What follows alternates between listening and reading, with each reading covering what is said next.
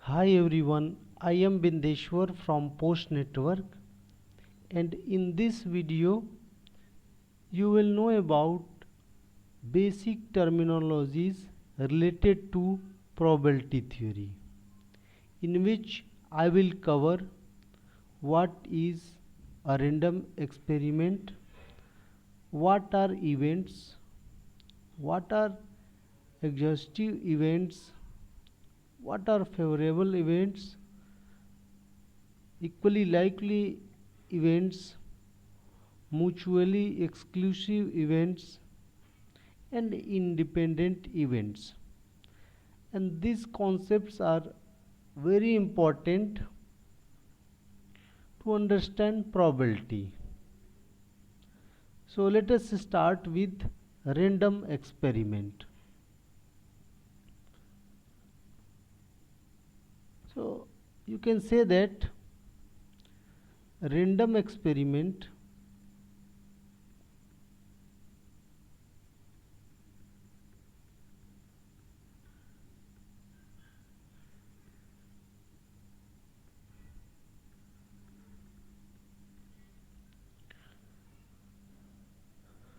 suppose that if you conduct an experiment where outcome does not come always same,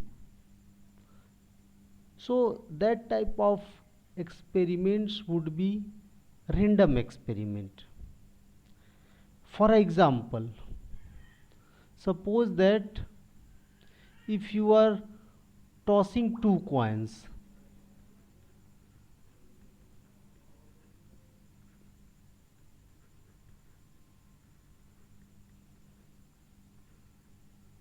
so there are four possibilities,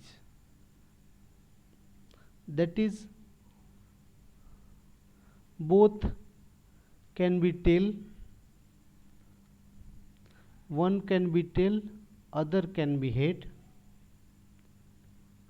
head and tail both are head. So see that if you toss both coins simultaneously, so see that result is not fixed, result is not fixed. Sometimes both will come tail, sometimes both will come head,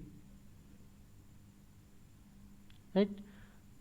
Sometimes not head, but one tail and one head, one head and one tail, and it may be both can come head. So outcome is not fixed, but outcome will come from these four events. So see that the next terminology is related to event. I have discussed here, but see that events. So outcome of a random experiment is called event. I am writing here outcome of, here I should also write event because I am describing event. Outcome of a random experiment.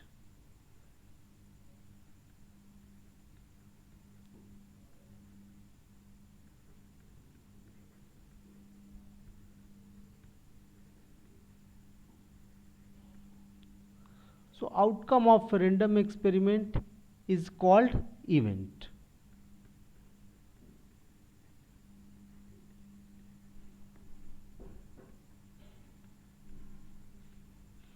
So again the same example, if you are tossing two coins, so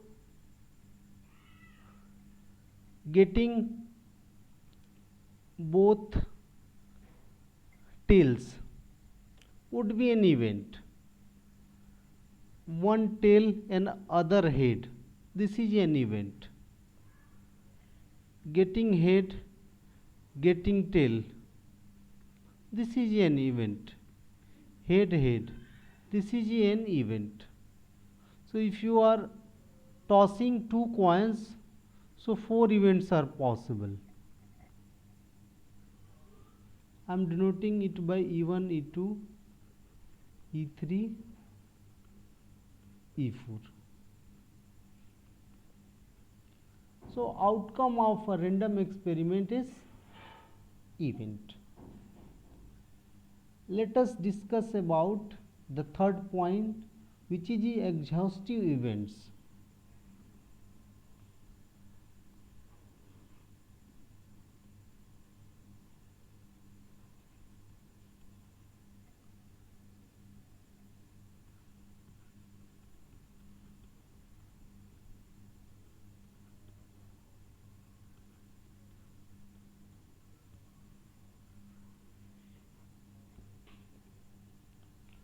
So suppose if you conduct a random experiment,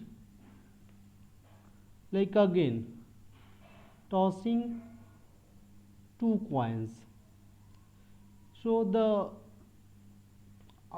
all outcomes would be T, T, TH, second event HT and HH. So see that the total possible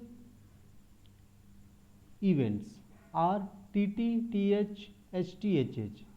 So number of total possible events are called exhaustive events. In this case, exhaustive events. In this case, that is, I can write total number of events. That is 4.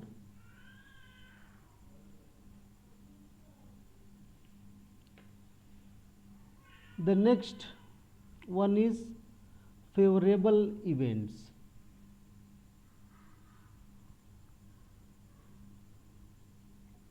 And that is the fourth one. So favorable events,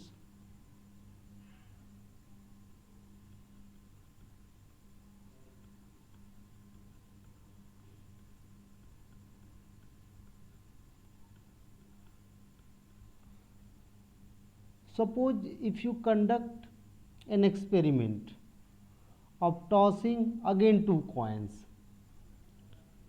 So suppose that if you are telling getting two heads, or if you want to get two heads, so see that if you toss two coins, so you will get these possible events.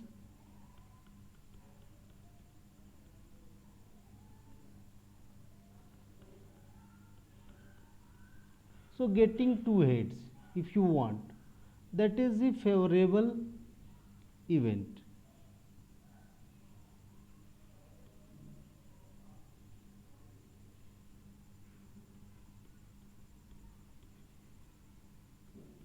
There is only one event. So number of favorable event, it is denoted by Sn. So that would be 1. Suppose that if you tell that at least one head, here favorable event, here the event you have chosen getting two heads.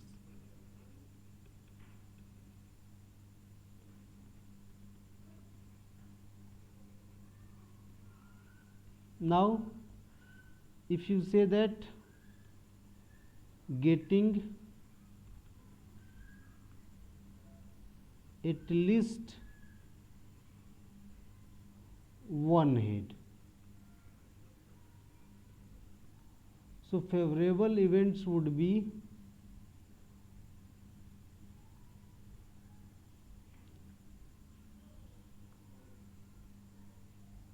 out of these four events, that would be TH, because there is at least one head, HT and also HH. So in this case SN is equal to 3.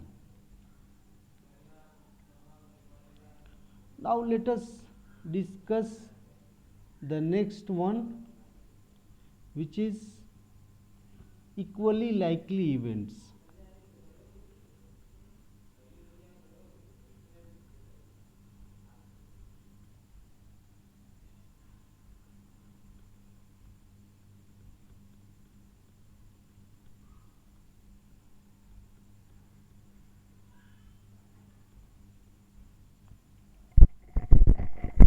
So suppose if you are tossing a coin, then there are two possibilities. In this case I am just taking one coin. So if you are tossing a single coin, so there are two possibilities, tail and head.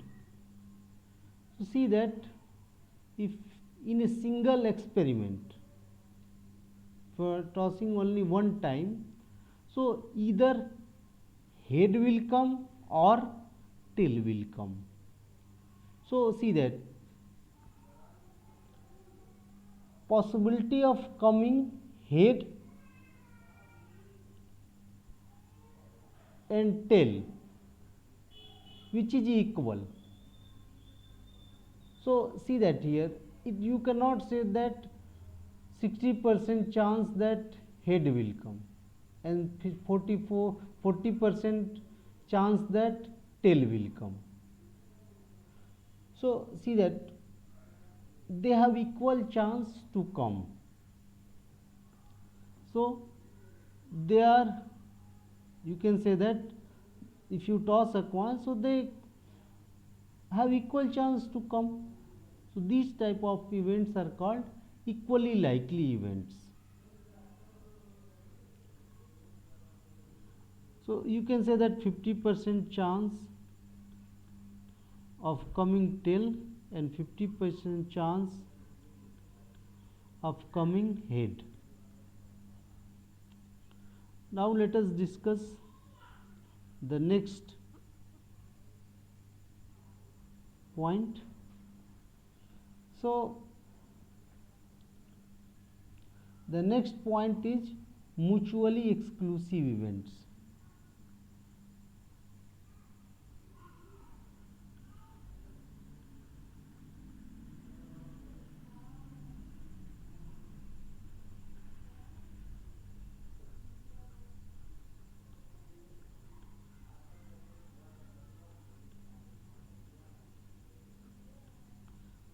So suppose you are tossing a coin.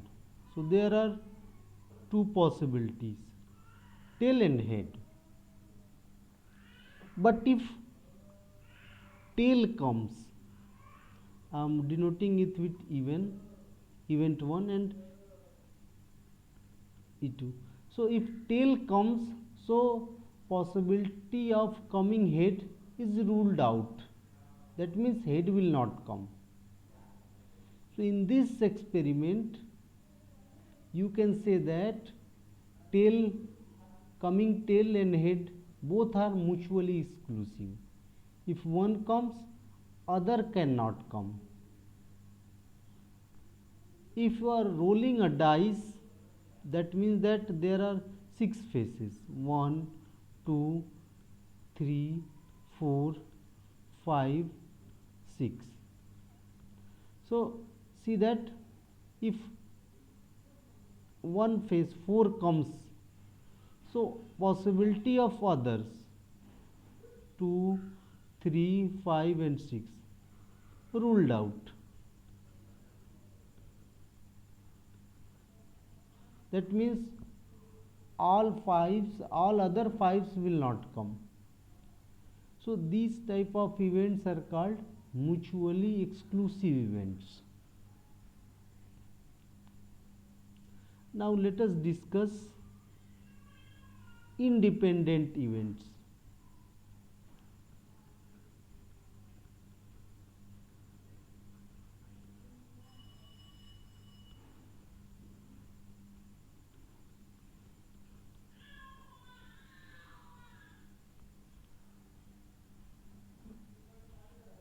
So those events are said to be independent if occurrence of one event does not affect occurrence of other. For example, if you are tossing two coins, like coin 1, I am writing C1 and C2. So occurrence of C1, if suppose that it comes head, so on C1, on C2 it comes head or tail. C1 does not affect on C2 in any way, right? So occurrence of C1 does not affect occurrence of C2. So events on E2 E1 or E1 E2, here I am writing E1 dash and E2 dash. So you can say that E1 and E1 dash both are independent events, or E2 and E2 dash or E1 and E2 dash, both are E1 and E2 dash are independent events, because E1 event does not affect occurrence of E2 dash. Or here again you can write another possibility, that you can write E2 and E1 dash. So this is on coin first, C1 coin. I am denoting coin 1 as C1 and C2. So occurrence of C1 does not affect the occurrence of C2. Then events would be independent.